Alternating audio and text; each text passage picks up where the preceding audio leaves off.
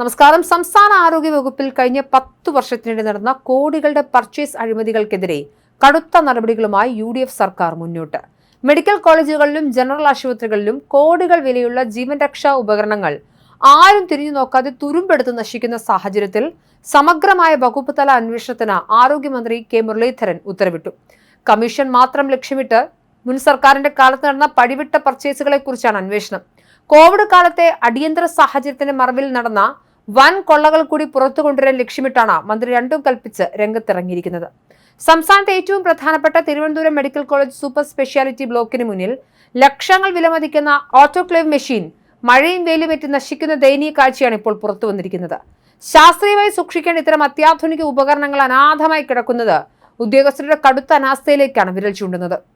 ആശുപത്രികളിൽ മതിയായ സൗകര്യങ്ങളെന്ന് പറയുമ്പോഴാണ് ഈ കോടികളുടെ ഉപകരണങ്ങൾ ഇത്തരത്തിൽ വഴിയിൽ ഉപേക്ഷിച്ചിരിക്കുന്നത്. തിരുവനന്തപുരം ജനറൽ ആശുപത്രിയിൽ കോവിഡ് പ്രതിസന്ധിയുടെ കാലത്ത് ജനങ്ങളുടെ ജീവൻ രക്ഷിക്കാൻ കേന്ദ്രത്തിൽ നിന്നും മറ്റും ലഭ്യമാക്കിയ 2 ഓക്സിജൻ കോൺസെൻട്രേറ്റർ മെഷീനുകൾ ഇതോടെ പ്രവർത്തന സജ്ജമാക്കിയിട്ടില്ലെന്ന വാർത്തയും പുറത്തുവരുന്നുണ്ട്. ആശുപത്രികൾ പ്രതിമാസം ലക്ഷങ്ങൾ മുടക്കി സ്വകാര്യ ഏജൻസികളിൽ നിന്നും ഓക്സിജൻ വാങ്ങിക്കുമ്പോഴാണ് സ്വന്തമായുള്ള മെഷീനുകൾ തുരുമ്പെടുക്കാൻ ഇട്ടുകൊടുത്തിരിക്കുന്നത്. ഇതിനു പിന്നിൽ സ്വകാര്യ ലോബികളുമായി ചേർന്നുള്ള ചിലരുടെ കമ്മീഷൻ മോഹമാണെന്ന നിഗമനത്തിലാണ് ആരോഗ്യവകുപ്പ്. തലസ്ഥാനത്തെ പേരൂർക്കട ജില്ലാ മാതൃകാ ആശുപത്രിയിൽ ലക്ഷങ്ങൾ മുടക്കി 100 kV സോളാർ പ്ലാന്റ് സ്ഥാപിച്ചെങ്കിലും അത് KCB ഗ്രിഡിൽ ഘടിപ്പിക്കാൻ അധികൃതർ തയ്യാറായിട്ടില്ല. ഇതുകൂടാതെ ലക്ഷങ്ങൾ വിലയുള്ള ജനറേറ്റർ വാങ്ങിയിട്ടുണ്ടെങ്കിലും അതും പ്രവർത്തന സജ്ജമല്ല. വൈദ്യുതി ബില്ലിനത്തിൽ വലിയ തുക ചോരുമ്പോഴാണ് കോടികളുടെ സോളാർ പ്ലാന്റും ജനറേറ്ററും വെറും നോക്കുകുത്തികളാക്കി മാറ്റിവെച്ചിരിക്കുന്നത്. പർച്ചേസുകൾ നടത്തുന്നതിൽ മാത്രമാണ് അധികൃതർക്ക് താല്പര്യം എന്നതിന്റെ തെളിവാണിത്. കഴിഞ്ഞ ദിവസം വയനാട് മെഡിക്കൽ കോളേജിൽ മന്ത്രി കെ മുരളീധരൻ നടത്തിയ അപ്രതീക്ഷിത സന്ദർശനമാണ് അഴിമതികളുടെ ആഴം പുറത്തു കൊണ്ടുവന്നത്. മൊബൈൽ മോർച്ചറികൾ ഉൾപ്പെടെയുള്ള കോടികൾ വിലയുള്ള ഉപകരണങ്ങളാണ് അവിടെ ഗോഡൌണിൽ തള്ളിയ നിലയിൽ കണ്ടെത്തിയത്. വർഷങ്ങളായി ഉപയോഗിക്കാതെ കിടന്നതിനാൽ ഇവയിൽ പലതും ഇനി പ്രവർത്തിപ്പിക്കാൻ കഴിയുമോ എന്ന് പോലും സംശയമാണ്. ഈ പശ്ചാത്തലത്തിലാണ് സംസ്ഥാന വ്യാപകമായ അന്വേഷണം വ്യാപിപ്പിക്കാൻ മന്ത്രി തീരുമാനിച്ചത്. അന്വേഷണം പ്രഖ്യാപിച്ചതോടെ ആരോഗ്യവകുപ്പിലെ ചില ഉന്നത ഉദ്യോഗസ്ഥർ മുൻ സർക്കാരിന്റെ കാലത്തെ പല പ്രധാനപ്പെട്ട പർച്ചേസ് ഫയലുകളും നശിപ്പിച്ചതായാണ് സൂചന. പർച്ചേസുകളിലെ കമ്മീഷൻ ഇടപാടുകൾ പുറത്താകാതിരിക്കാൻ ആസൂത്രിതമായാണ് ഫയലുകൾ മുക്കിയിരിക്കുന്നത്.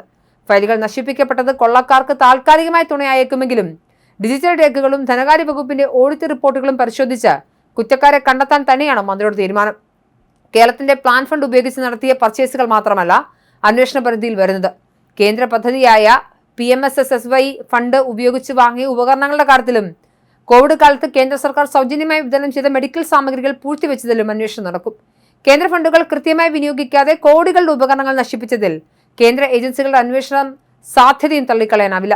സംസ്ഥാനത്തെ ആശുപത്രികളിൽ മതിയായ ജീവനക്കാരെ നിയമിക്കാനോ രോഗികൾക്ക് സൗജന്യമായി മരുന്നുകൾ നൽകാനോ സാമ്പത്തിക പ്രതിസന്ധി അനുവദിക്കുന്നില്ലെന്ന് പറയുന്ന സാഹചര്യത്തിലാണ് കഴിഞ്ഞ ഭരണകാലത്ത് ഇത്തരം അനാവശ്യ പർച്ചേസുകൾ നടത്തിയത്. കമ്മീഷൻ പറ്റി സ്വന്തം പോക്കറ്റ് വീർപ്പിക്കാൻ വേണ്ടി മാത്രം ഉദ്യോഗസ്ഥ രാഷ്ട്രീയ കൂട്ടുകെട്ടിൽ നടത്തിയ ഈ പർച്ചേസ് ധൂർത്ത് വലിയ സാമ്പത്തിക കുറ്റകൃത്യമായാണ് പുതിയ സർക്കാർ കാണുന്നത്. തകർന്നു കിടക്കുന്ന ആരോഗ്യ മേഖലയെ ശുദ്ധീകരിക്കാനുള്ള നടപടികളുടെ തുടക്കമാണിതെന്ന് മന്ത്രി വ്യക്തമാക്കിയിട്ടുണ്ട്. ആരോഗ്യവകുപ്പിന്റെ ഉന്നതതല സമിതി നടത്തുന്ന പ്രാഥമിക അന്വേഷണത്തിന് ശേഷം എല്ലാ സാമ്പത്തിക ഇടപാടുകളും സംസ്ഥാന ധനകാര്യ വകുപ്പിന്റെ പ്രത്യേക വിങ്ങിനെ കൊണ്ട് പരിശോധിപ്പിക്കും. പർച്ചേസുകളിൽ സാമ്പത്തിക ക്രമക്കേടുകളും കമ്മീഷൻ ഇടപാടുകളും കണ്ടെത്തിയാൽ കേസ് ഉടനടി വിജിലൻസ് ആൻഡ് ആന്റി കറപ്ഷൻ ബ്യൂറോയ്ക്ക് കൈമാറാനാണ് മന്ത്രി കെ മുരളീധരൻ നൽകിയിരിക്കുന്ന കർശന നിർദ്ദേശം. ഫയൽ നശിപ്പിച്ചവർക്കെതിരെ ക്രിമിനൽ കേസെടുക്കാനും നീക്കമുണ്ട്.